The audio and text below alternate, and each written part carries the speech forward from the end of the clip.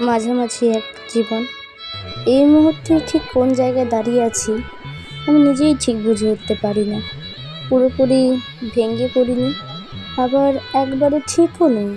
সব কিছু চলছে, অথচ কিছুই ঠিক মতো চলছে না।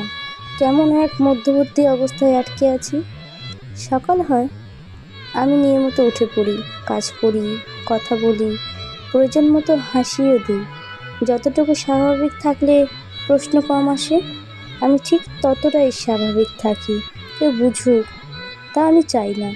ভেতরের ক্লান্তিটা আলাদা করে চোখে না পড়ুক, কারণ ব্যাখ্যা দিতে দিতে নিজেকেই অপরিচিত লাগে। সত্যিটা যদি বলি, তবে বলবো ভেতরে প্রচণ্ড শূন্যতার এক বিস্তৃতি। সব কিছু টিকে আছে কেবল অভ্যাসে। বেঁচে আছি শুধু বেঁচে থাকার জন্য।